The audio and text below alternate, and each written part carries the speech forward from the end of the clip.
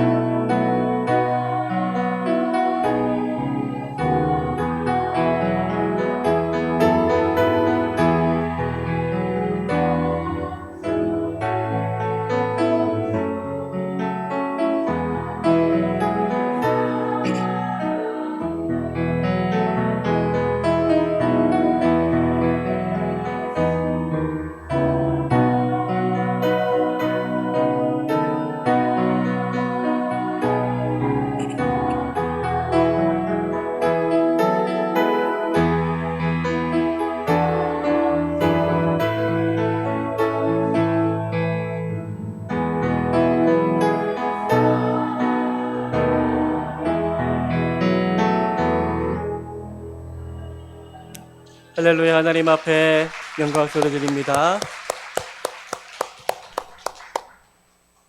늘 여러분들이 좀 부러운 게 있다면 저는 특송하는 분들 얼굴을 못 봐요. 늘 뒤통수만 보는데 그래도 참 밝은 모습으로 할 것이 뒤에서도 보입니다.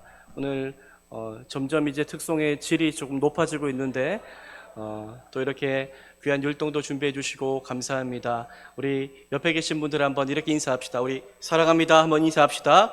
사랑합니다.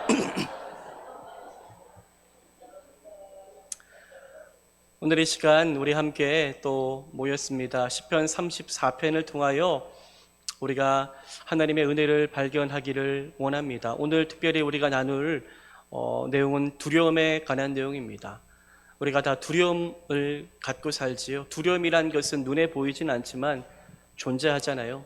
내 마음을 갉아먹고 한 걸음도 나아가지 못하게 하는 두려움이 우리에게 존재하는데 오늘 시편 34편의 저자인 다윗은 그 두려움을 어떻게 이겨나갔고 두려움이 사라졌을 때의 그의 삶에 어떠한 변화가 일어났는가 우리가 함께 나누며 다윗이 만난 그 은혜를 우리 또한 경험하기를 소망하며 주의 말씀 앞으로 나아갈 수 있기를 바랍니다. 시편 34편 위에 표제가 하나 있습니다. 어떤 표제입니까? 다윗이 아비멜렉 앞에서 미친 채 하다가 쫓겨나서 지은 시라고 표제가 기록이 되어 있습니다. 오늘 본문의 이 사건과 이 사건 가운데 기도한 배경이 무엇입니까? 다윗이 사울을 피하였고 사울을 피하던 중 어디까지 갔습니까? 가드 왕 아기스에게로 피신하여 일어났을 때 그 이후에 그가 지었던 시입니다. 시편 34편의 배경이 되는 사건은 사무엘상 21장에 나오는데 사무엘상에는 시편 34편의 표제에 적혀 있는 아비멜렉이라는 이름이 없습니다. 아비멜렉이 아니라 가드 왕 아기스 앞에서 다윗이 미친 채하였다라고 기록을 하고 있는데 왜 다를까 싶은 생각이 듭니다. 여러분들, 아비멜렉이라는 말, 이 말의 히브리어의 뜻을 이해하면 되는데요. 아비멜렉은 히브리 말로 아비멜레크라는 말인데 아버지라는 뜻의 명사 아브라는 말과 왕이라는 뜻의 명사 멜레크가 결합된 단어로서 왕의 아버지라는 뜻을 가지고 있습니다. 왕의 아버지. 이것은 그렇기 때문에 어떤 특정 인물이 아니라 마치 바로 왕이라고 이야기하는 것처럼 어떤 특정한 인물의 이름을 이야기하는 것이 아니라 블레셋 왕을 가리키는 일반적인 명칭으로 이해할 수 있습니다. 당시 이 블레셋 땅 여러 가지 도시 국가였는데요. 이 가드 땅의 왕은 아기스였기 때문에 아기스와 아비멜렉은 동일하다라고 여기며 우리가 본문을 이해하면 좋을 것 같습니다.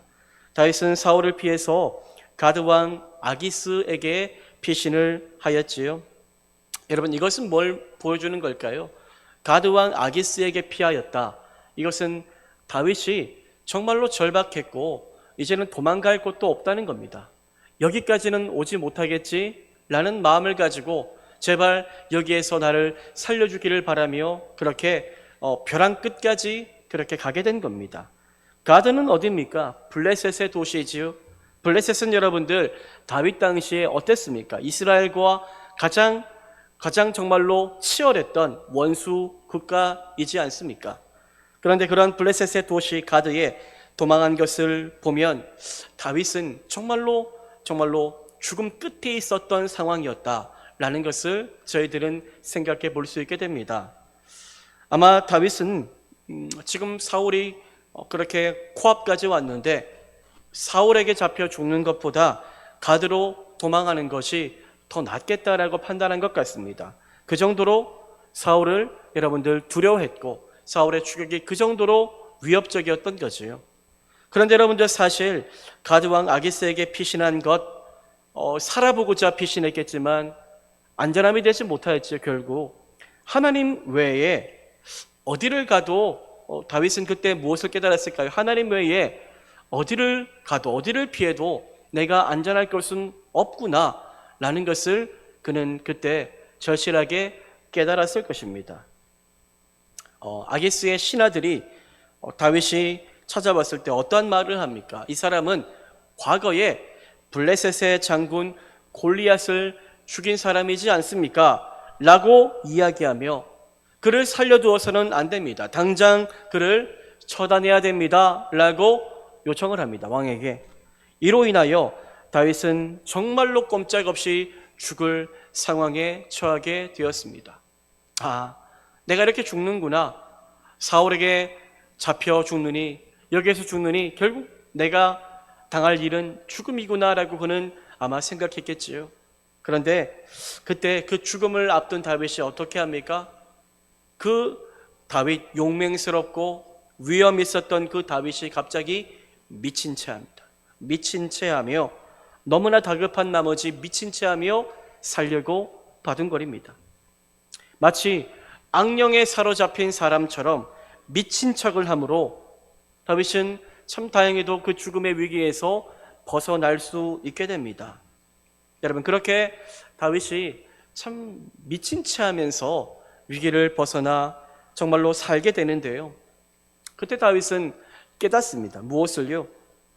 세상 어느 곳에 피하여도 나의 안전한 피난처가 될 수 없구나.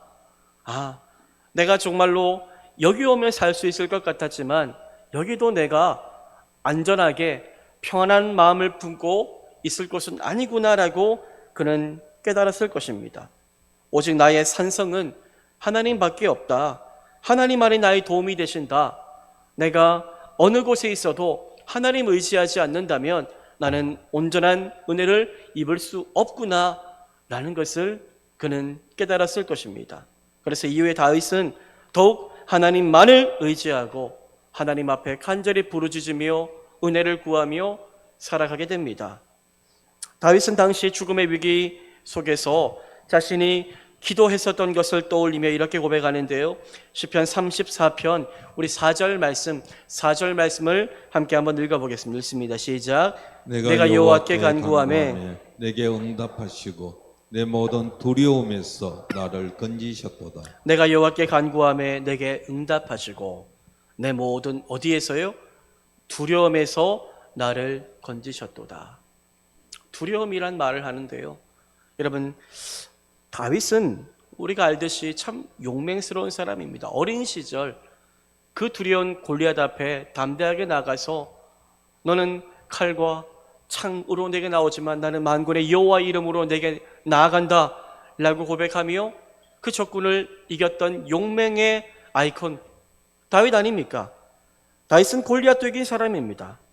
하지만 그런 다윗도 무엇을 가지고 있다라고 말합니까?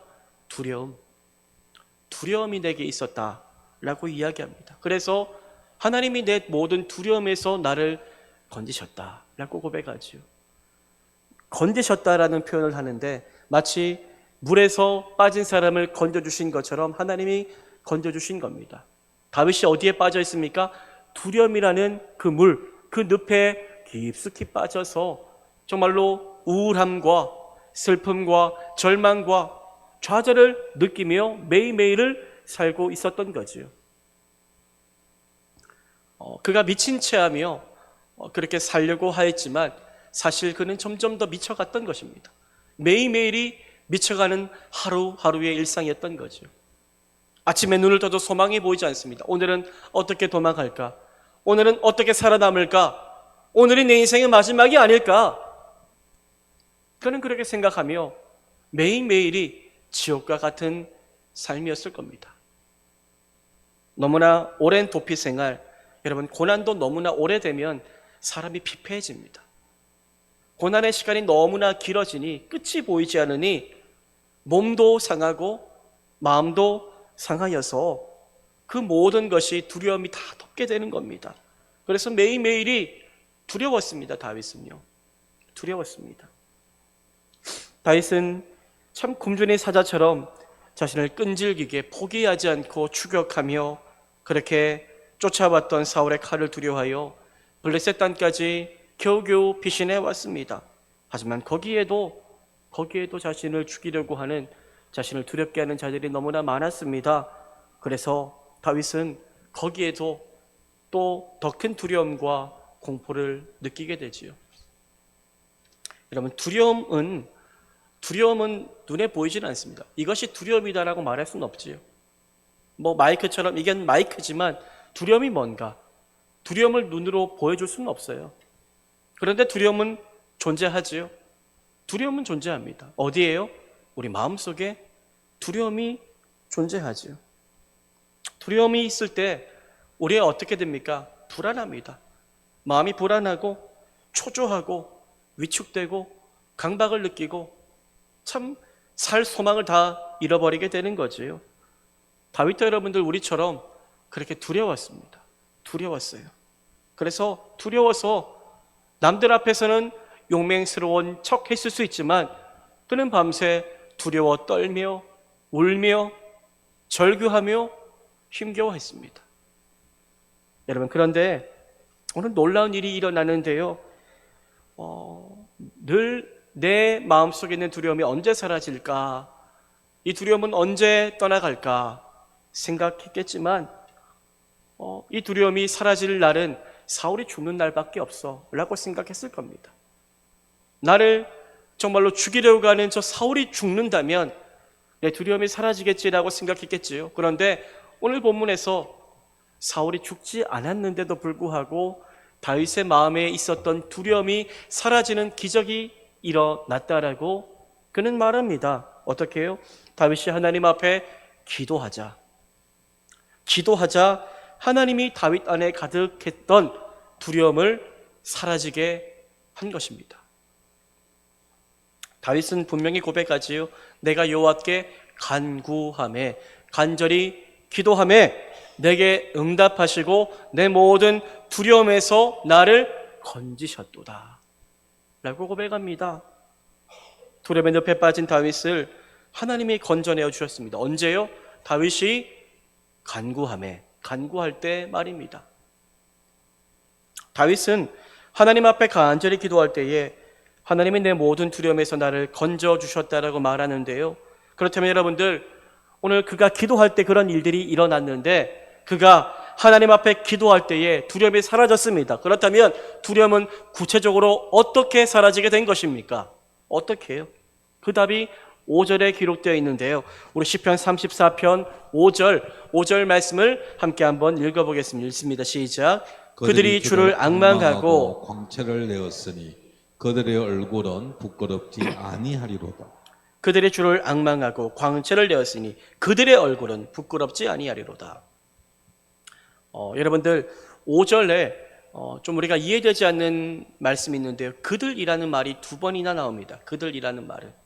여러분들 4절까지 내가 나에 대해서 이야기하고 있었지요. 내가라고 기록되어 있는데 5절은 단수가 아닌 복수 그들이라고 기록되어 있습니다.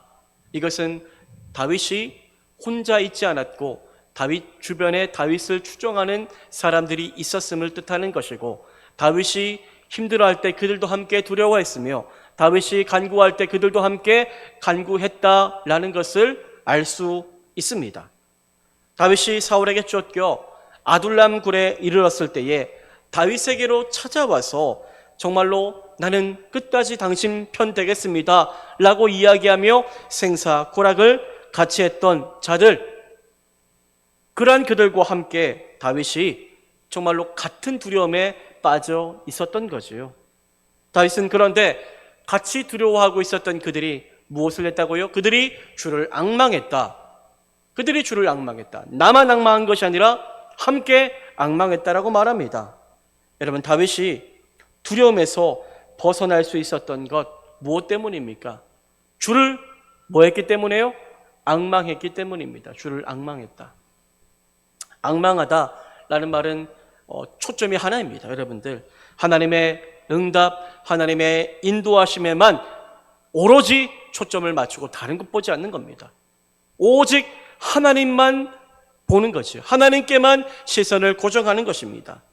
그렇게 간절하게 앙망할 때에 하나님의 도우심이 임하였다라고 말하는 거지요. 여러분들, 다윗이 그렇게 하나님의 도움을 앙망하며 간절히 기도할 때 어떤 일이 일어났습니까? 어떤 일이요?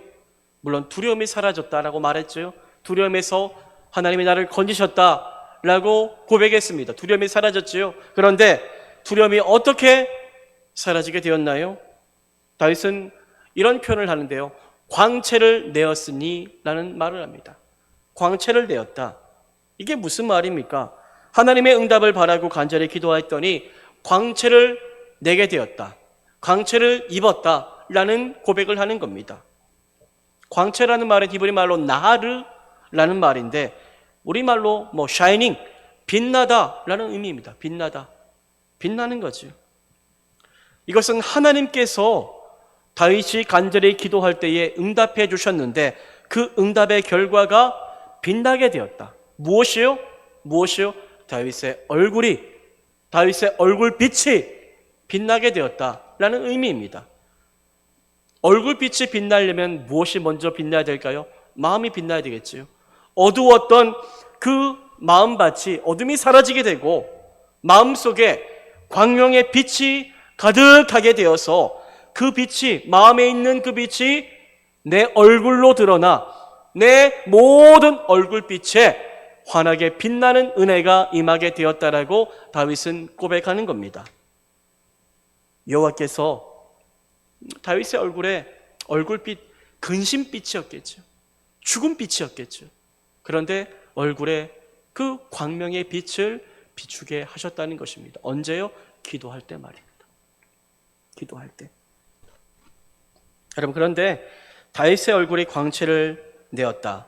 왜 다윗의 얼굴에 광채가 일어났을까요? 기도가 응답되어서요?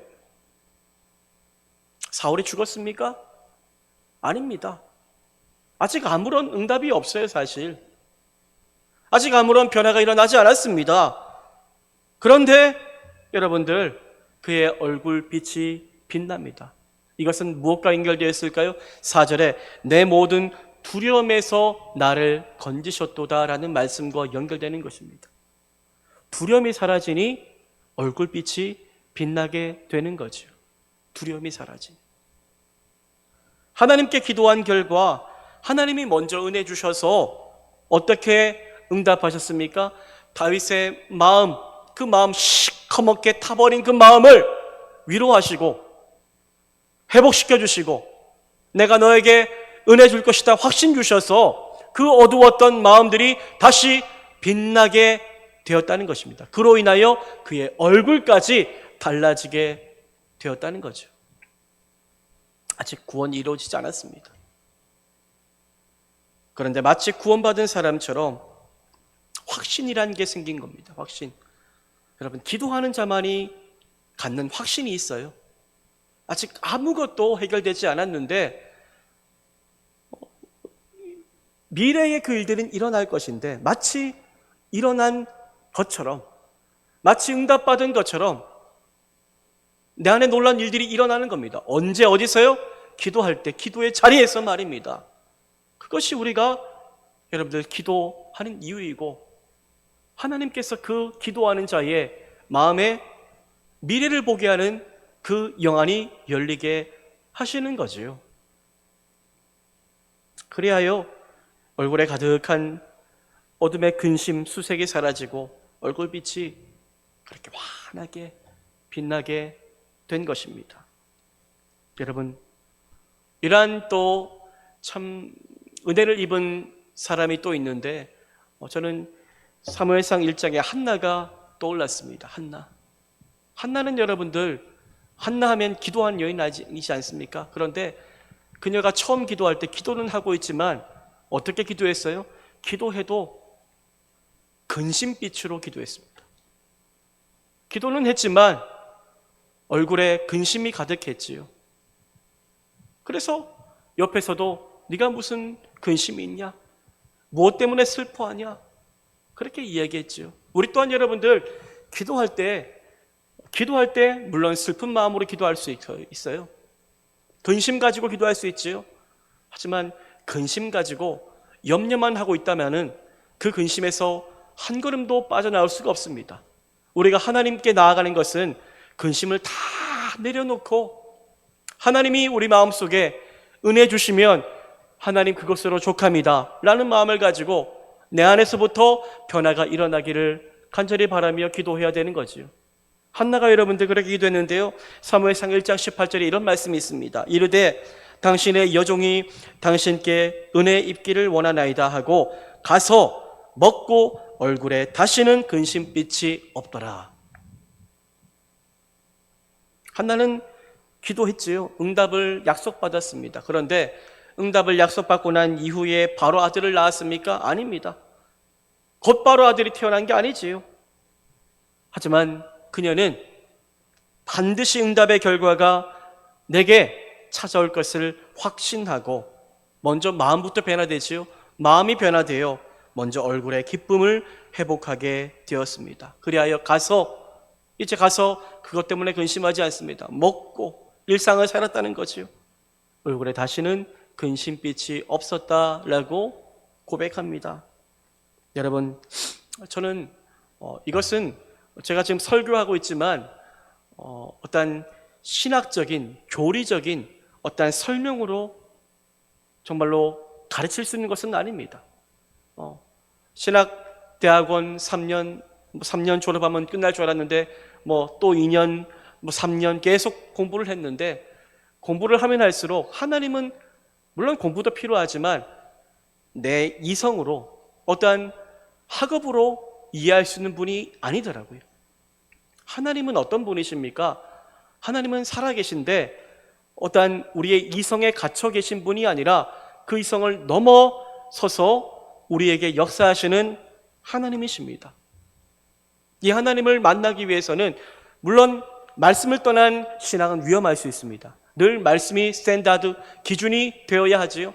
이 말씀을 기준 삼아 이 말씀에 역사하시는 하나님이 나의 하나님이심을 믿으며 이들이 만났던 그 하나님을 나도 만나기를 소망합니다라고 고백하며 나아갈 때 하나님이 역사하시죠. 그런데 여러분들, 신앙이란 것은, 믿음이란 것은 머리로만 이해한다고 되는 것은 아닙니다. 경험해야 되는 겁니다. 경험해야 되는 거죠. 언제요? 정말로 간절히 기도할 때만 성령에 압도되어 내 모든 것들을 다 내려놓고 주님만 앙망하며 기도할 때만 경험할 수 있는 영적 체험인 거죠.